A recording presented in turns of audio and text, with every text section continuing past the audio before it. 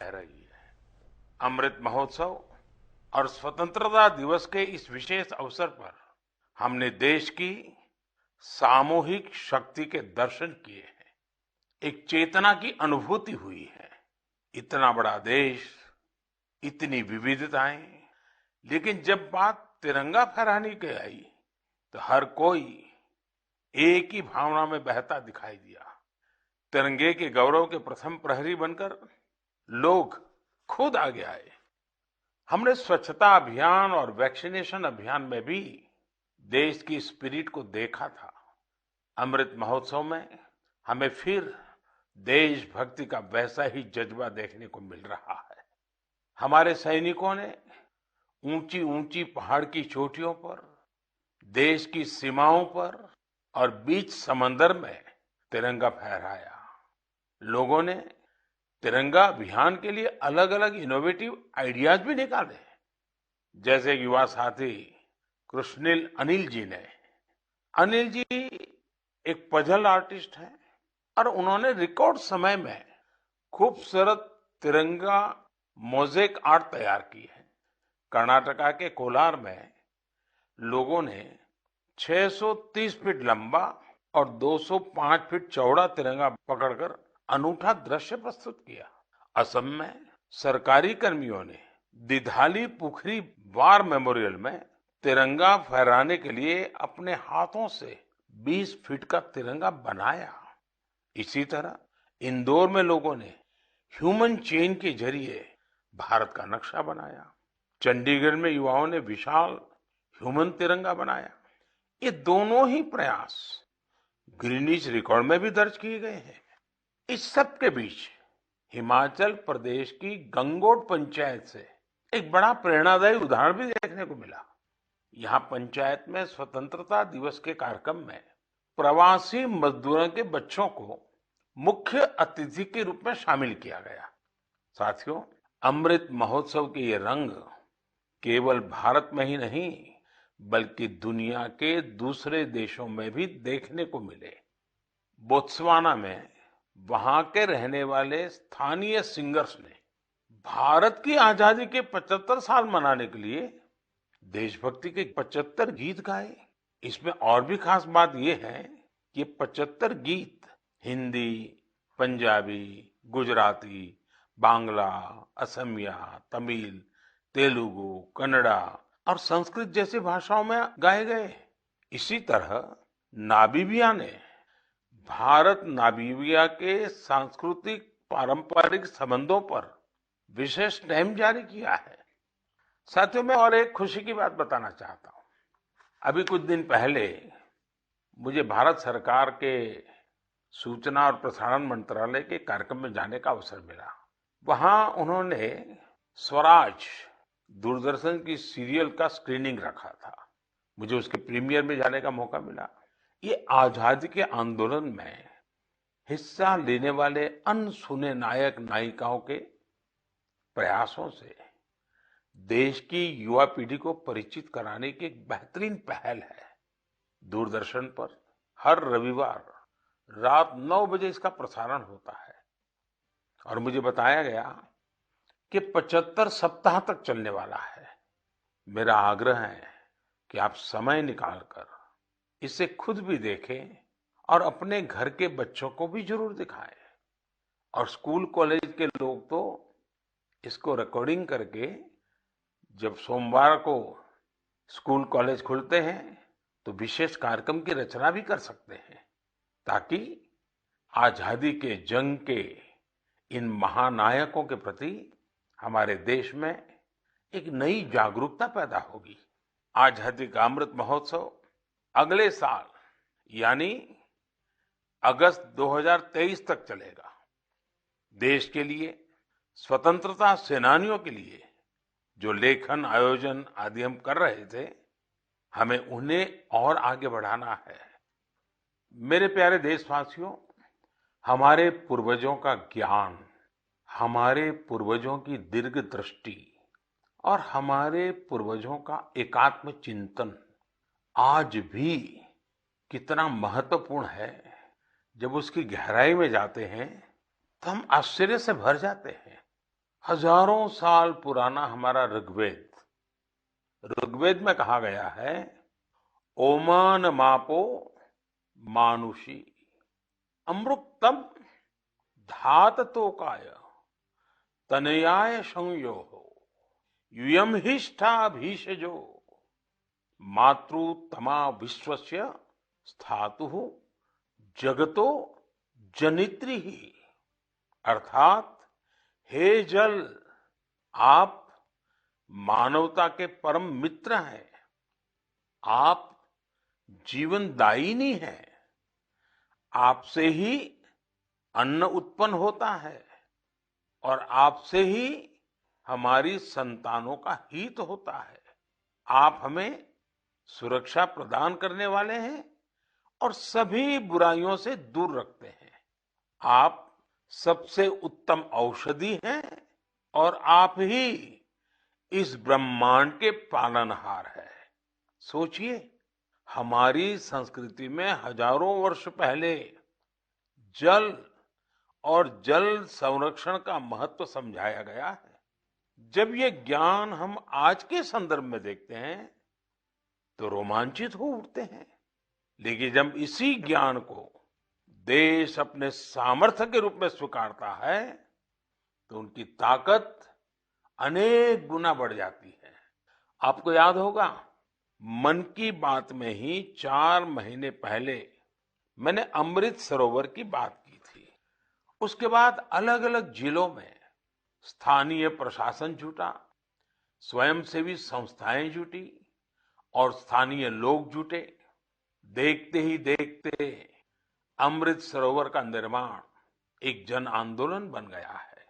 जब देश के लिए कुछ करने की भावना हो, अपने कर्तव्यों का एहसास हो, आने वाली पीढ़ियों की चिंता हो, तो सामर्थ्य भी जुड़ता है और संकल्प नेक बन जाता है।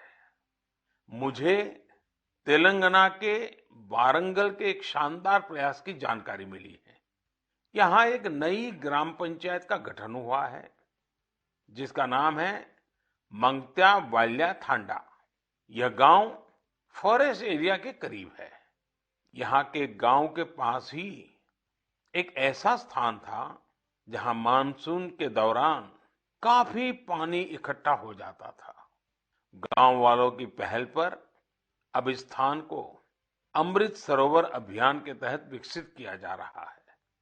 इस बार मानसून के दौरान हुई बारिश में ये सरोवर पानी से लबालब भर गया है। मैं मध्य प्रदेश के मंडला में मोचा ग्राम पंचायत में बने अमृत सरोवर के बारे में भी आपको बताना चाहता हूं। ये अमृत सरोवर कान्हा राष्ट्रीय उद्यान के पास बना है और इसे इस इलाके की सुंदरता को और बढ़ा दिया है। उत्तर प्रदेश के ललितपुर में नवनिर्मित शहीद भगत सिंह अमृत सरोवर भी लोगों को काफी आकर्षित कर रहा है। यहाँ की निवारी ग्राम पंचायत में बना यह सरोवर 4 एकड़ में फैला हुआ है। सरोवर के किनारे हुआ वृक्षारोपण इसकी शोभा को बढ़ा रहा है। सरोवर के पास लगे 35 फीट ऊंचे तिरंगे को देखने के लिए भी दूर दूर से लोग आ रहे हैं। अमृत सरोवर का यह अभियान कर्नाटका में भी जोरों पर चल रहा है। यहाँ के बागलकोट जिले के बिलकेरूर गांव में लोगों ने बहुत सुंदर अमृत सरोवर बनाया है। दरअसल इस क्षेत्र में पहाड़ से निकले पानी की वजह से लोगों को बहुत मुश्किल होती थी। किसानों और उनकी फसलों को भी नुकसान पहुंचता था। अमृत सरोवर बनाने के लिए गांव के लोग सारा पानी चैनलाइज करके एक तरफ ले आए। इससे इलाके में बाढ़ की समस्या भी दूर हो गई। अमृत सरोवर अभियान हमारी आज की अनेक समस्याओं का समाधान तो करता ही है, हमारी आने वाली पीढ़ियों के लिए भी उतना ही आवश्यक है। इस अभियान के तहत कई जगहों पर पुराने जलाशयों का भी कायाकल्प किया जा रहा है। अमृत सरोवर का उपयोग पशुओं की प्यास बुझाने के साथ ही खेती किसानी के लिए भी हो रहा है। इन तालाबों की वजह से आसपास के क्षेत्रों का ग्राउंड वाटर टेबल बढ़ा है, वहीं इनके चारों ओर हरियाली भी बढ़ रही है। इतना ही नहीं, कई जगह लोग अमृत सरोवर में मछली पालन की तैयारियों में भी जुटे हैं। मेरा आप सभी से और खासकर मेरे युवा साथियों से आग्रह है कि आप अमृत सरोवर अभियान में बढ़ चढ़ करके हिस्सा लें और जल संचय और जल संरक्षण के इन प्रयासों को पूरी से पूरी ताकत दें, उसको आगे बढ़ाएं। मेरे प्यारे देशवासियों, असम के बोंगाई गांव में एक दिलचस्प परियोजना चलाई जा रही है, प्रोजेक्ट संपूर्णा। इस प्रोजेक्ट का मकसद है कुपोषण के खिलाफ लड़ाई, और इस लड़ाई का तरीका भी बहुत यूनिक है। इसके तहत किसी आंगनवाड़ी केंद्र के एक स्वस्थ बच्चे की मां एक कुपोषित बच्चे की मां से हर सप्ताह मिलती है और पोषण से संबंधित सारी जानकारियों पर चर्चा करती है। यानी एक मां दूसरी मां की मित्र बन उसकी मदद करती है, उसे सीख देती है।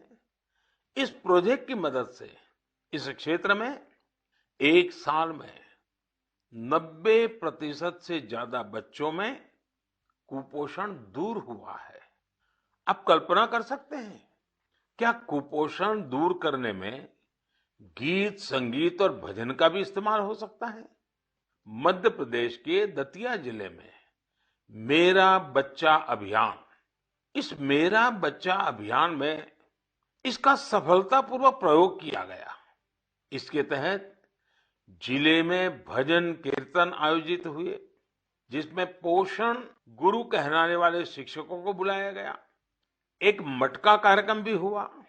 इसमें महिलाएं आंगनवाड़ी केंद्र के लिए मुट्ठी भर अनाज लेकर आती हैं और इसी अनाज से शनिवार को बाल भोज का आयोजन होता है। इससे आंगनवाड़ी केंद्रों में बच्चों की उपस्थिति बढ़ने के साथ ही कुपोषण भी कम हुआ है। कुपोषण के प्रति जागरूकता बढ़ाने के लिए एक यूनिक अभियान झारखंड में भी चल रहा है। झारखंड के गिरिडीह में सांप सीढ़ी का एक गेम तैयार किया गया है। खेल खेल में बच्चे अच्छी और खराब आदतों के बारे में सीखते हैं। साथियों, कुपोषण से जुड़े इतने सारे अभिनव प्रयोगों के बारे में मैं आपको इसलिए बता रहा हूं क्योंकि हम सबको भी आने वाले महीने में इस अभियान से जुड़ना है। सितंबर का महीना त्योहारों के साथ साथ पोषण से जुड़े बड़े अभियान को भी समर्पित है। हम हर साल 1 से 30 सितंबर के बीच पोषण माह मनाते हैं। कुपोषण के खिलाफ पूरे देश में अनेक क्रिएटिव और डाइवर्स एफर्ट्स किए जा रहे हैं। टेक्नोलॉजी का बेहतर इस्तेमाल और जन भागीदारी भी पोषण अभियान का महत्वपूर्ण हिस्सा बना है। देश में लाखों आंगनवाड़ी कार्यकर्ताओं को मोबाइल डिवाइस देने से लेकर आंगनवाड़ी सेवाओं की पहुंच को मॉनिटर करने के लिए पोषण ट्रैकर भी लॉन्च किया गया है। सभी एस्पिरेशनल डिस्ट्रिक्ट्स और नॉर्थ ईस्ट के राज्यों में 14 से 18 साल की बेटियों को भी पोषण अभियान के दायरे में लाया गया है। कुपोषण की समस्या का निराकरण इन कदमों तक ही सीमित नहीं है। इस लड़ाई में दूसरी कई और पहल की भी अहम भूमिका है। उदाहरण के तौर पर जल जीवन मिशन को ही ले तो भारत को कुपोषण मुक्त कराने में इस मिशन का भी बहुत बड़ा असर होने वाला है। कुपोषण की चुनौतियों से निपटने में सामाजिक जागरूकता से जुड़े प्रयास महत्वपूर्ण भूमिका निभाते हैं। मैं आप सभी से आग्रह करूंगा कि आप आने वाले पोषण माह में कुपोषण या मालन्यूट्रिशन को दूर करने के प्रयासों में हिस्सा जरूर लें। मेरे प्यारे देशवासियों, चेन्नई से श्रीदेवी वरदराजन जी ने मुझे एक रिमाइंडर भेजा है। उन्होंने माय गॉव पर अपनी बात कुछ इस प्रकार से लिखी है। नए साल के आने में अब 5 महीने से भी कम समय बचा है और हम सब जानते हैं कि आने वाला नया साल इंटरनेशनल ईयर ऑफ मिलेट्स के तौर पर मनाया जाएगा। उन्होंने मुझे देश का एक मिलेट मैप भी भेजा है। साथ ही पूछा है कि क्या आप मन की बात में आने वाले एपिसोड में इस पर चर्चा कर सकते हैं। मुझे अपने देशवासियों में इस तरह के जज्बे को देखकर बहुत ही आनंद की अनुभूति होती है। आपको याद होगा कि यूनाइटेड नेशंस ने एक प्रस्ताव पारित कर वर्ष 2023 को इंटरनेशनल ईयर ऑफ मिलेट्स घोषित किया है। आपको ये जानकर भी बहुत खुशी होगी कि भारत के इस प्रस्ताव को 70 से ज्यादा देशों का समर्थन मिला था। आज दुनिया भर में इसी मोटे अनाज का, मिलेट्स का क्रेज बढ़ता जा रहा है। साथियों, जब मैं मोटे अनाज की बात करता हूं तो मेरे एक प्रयास को भी मैं आज आपको शेयर करना चाहता हूं। पिछले कुछ समय से भारत में कोई भी जब विदेशी मेहमान आते हैं, राष्ट्राध्यक्ष भारत आते हैं, तो मेरी कोशिश रहती है कि भोजन में भारत के मिलेट्स यानी हमारे मोटे अनाज से बनी हुई डिशेस बनवाऊं। और अनुभव यह आया है, इन महानुभावों को यह डिशेज बहुत पसंद आती है और हमारे मोटे अनाज के संबंध में, मिलेट्स के संबंध में काफी कुछ जानकारियां एकत्र करने का वो प्रयास भी करते हैं। मिलेट्स, मोटे अनाज प्राचीन काल से ही हमारे एग्रीकल्चर, कल्चर और सिविलाइजेशन का हिस्सा रहे हैं। हमारे वेदों में मिलेट्स का उल्लेख मिलता है और इसी तरह पुराणनुरु और तोल्काप्पियम में भी इसके बारे में बताया गया है। आप देश के किसी भी हिस्से में जाएं, आपको वहां लोगों के खान पान में अलग अलग तरह के मिलेट्स जरूर देखने को मिलेंगे। हमारी संस्कृति की तरह मिलेट्स में भी बहुत विविधताएं पाई जाती हैं। ज्वार, बाजरा, रागी, सावा, कंगनी, चीना, कोदो, कुटकी, कुट्टू, ये सब मिलेट्स ही तो है। भारत विश्व में मिलेट्स का सबसे बड़ा उत्पादक देश है। इसलिए इस पहल को सफल बनाने की बड़ी जिम्मेदारी भी हम भारतवासियों के कंधे पर ही है। हम सबको मिलकर इसे जन आंदोलन बनाना है और देश के लोगों में मिलेट्स के प्रति जागरूकता भी बढ़ानी है। और साथियों, आप तो भली बात ही जानते हैं, मिलेट्स किसानों के लिए भी फायदेमंद है और वो भी खास करके छोटे किसानों को। दरअसल बहुत ही कम समय में फसल तैयार हो जाती है और इसमें ज्यादा पानी की आवश्यकता भी नहीं होती है। हमारे छोटे किसानों के लिए तो मिलेट्स विशेष रूप से लाभकारी है। मिलेट्स के भूसे को बेहतरीन चारा भी माना जाता है। आजकल युवा पीढ़ी हेल्दी लिविंग और ईटिंग को लेकर बहुत फोकस है। इस हिसाब से भी देखें तो मिलेट्स में भरपूर प्रोटीन, फाइबर और मिनरल्स मौजूद होते हैं। कई लोग तो इसे सुपर फूड भी बोलते हैं। मिलेट से एक नहीं, अनेक लाभ है। ओबेसिटी को कम करने के साथ ही डायबिटीज, हाइपरटेंशन और हार्ट रिलेटेड डिसीज के खतरे को भी कम करते हैं। इसके साथ ही ये पेट और लीवर की बीमारियों से बचाव में भी मददगार है। थोड़ी देर पहले ही हमने कुपोषण के बारे में बात की है। कुपोषण से लड़ने में भी मिलेट्स काफी लाभदायक है, क्योंकि ये प्रोटीन के साथ साथ एनर्जी से भी भरे होते हैं। देश में आज मिलेट्स को बढ़ावा देने के लिए काफी कुछ किया जा रहा है। इससे जुड़ी रिसर्च और इनोवेशन पर फोकस करने के साथ ही एफपीओस को प्रोत्साहित किया जा रहा है ताकि उत्पादन बढ़ाया जा सके। मेरा अपने किसान भाई बहनों से यही आग्रह है कि मिलेट्स यानी मोटे अनाज को अधिक से अधिक अपनाएं और इसका फायदा उठाएं। मुझे देखकर काफी अच्छा लगता है कि आज कई ऐसे स्टार्टअप्स उभर रहे हैं जो मिलेट्स पर काम कर रहे हैं। इनमें से कुछ मिलेट कुकीज बना रहे हैं, तो कुछ मिलेट पैनकेक्स और डोसा भी बना रहे हैं। वहीं कुछ ऐसे हैं जो मिलेट एनर्जी बार्स और मिलेट ब्रेकफास्ट तैयार कर रहे हैं। मैं इस क्षेत्र में काम करने वाले सभी लोगों को बहुत बहुत शुभकामनाएं देता हूं। त्योहारों के इस मौसम में हम लोग अधिकतर पकवानों में भी मिलेट्स का उपयोग करते हैं। आप अपने घरों में बने ऐसे पकवानों की तस्वीरें सोशल मीडिया पर जरूर शेयर करें, ताकि लोगों के बीच मिलेट्स को लेकर जागरूकता बढ़ाने में मदद मिले। मेरे प्यारे देशवासियों, अभी कुछ दिन पहले मैंने अरुणाचल प्रदेश के सियांग जिले में जोरसिंग गांव की एक खबर देखी। ये खबर एक ऐसे बदलाव के बारे में थी जिसका इंतजार इस गांव के लोगों को कई वर्षों से था। दरअसल जोरसिंग गांव में इसी महीने स्वतंत्रता दिवस के दिन से 4G इंटरनेट की सेवाएं शुरू हो गई हैं। जैसे पहले कभी गांव में बिजली पहुंचने पर लोग खुश होते थे, अब नए भारत में वैसी ही खुशी 4G पहुंचने पर होती है।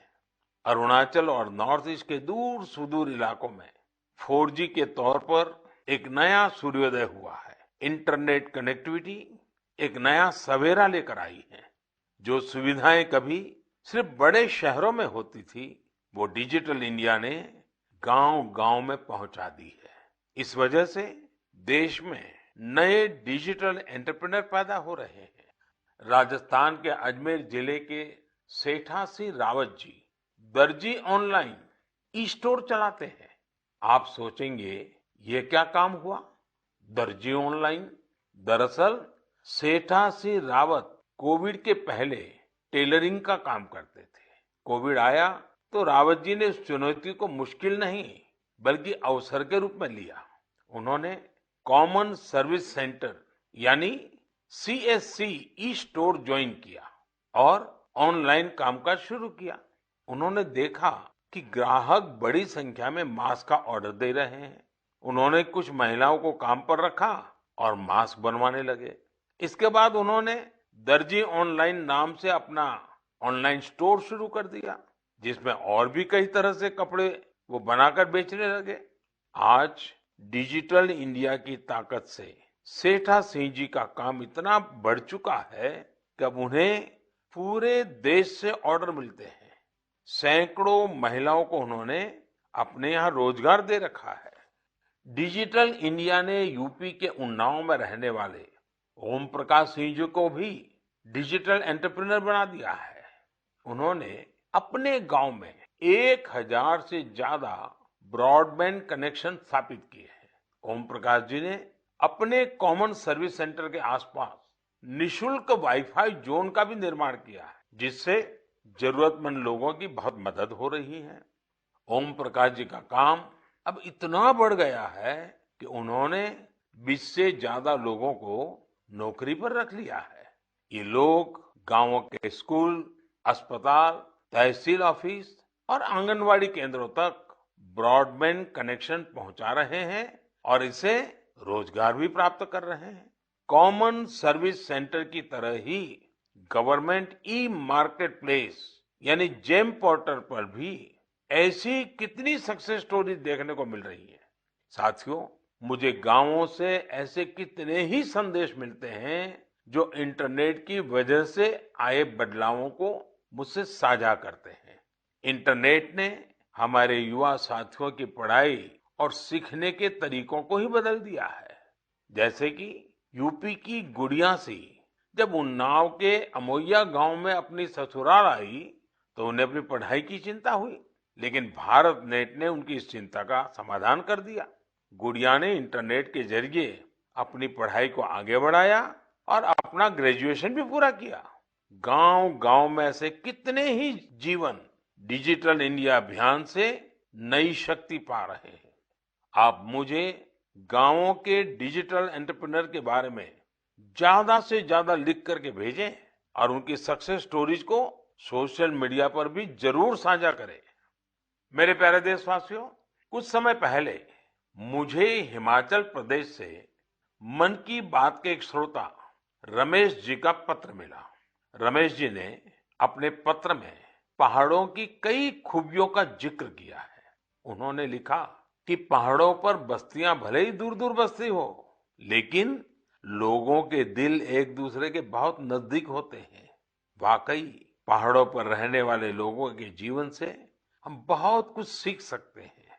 पहाड़ों की जीवन शैली और संस्कृति से हमें पहला पाठ तो यही मिलता है कि हम परिस्थितियों के दबाव में न आए तो आसानी से उन पर विजय भी प्राप्त कर सकते हैं। और दूसरा, हम कैसे स्थानीय संसाधनों से आत्मनिर्भर बन सकते हैं। जिस पहली सीख का जिक्र मैंने किया, उसका एक सुंदर चित्र इन दिनों स्पीति क्षेत्र में देखने को मिल रहा है। स्पीति एक जनजातीय क्षेत्र है। यहाँ इन दिनों मटर तोड़ने का काम चलता है। पहाड़ी खेतों पर ये एक मेहनत भरा और मुश्किल काम होता है, लेकिन यहाँ गांव की महिलाएं इकट्ठा होकर एक साथ मिलकर एक दूसरे के खेतों से मटर तोड़ती है। इस काम के साथ साथ महिलाएं स्थानीय गीत छपरा माझी छपरा ये भी गाती हैं। यानी यहाँ आपसी सहयोग भी लोक परंपरा का एक हिस्सा है। स्पीति में स्थानीय संसाधनों के सदुपयोग का भी बेहतरीन उदाहरण मिलता है। स्पीति में किसान जो गाय पालते हैं, उनके गोबर को सुखाकर बोरियों में भर लेते हैं।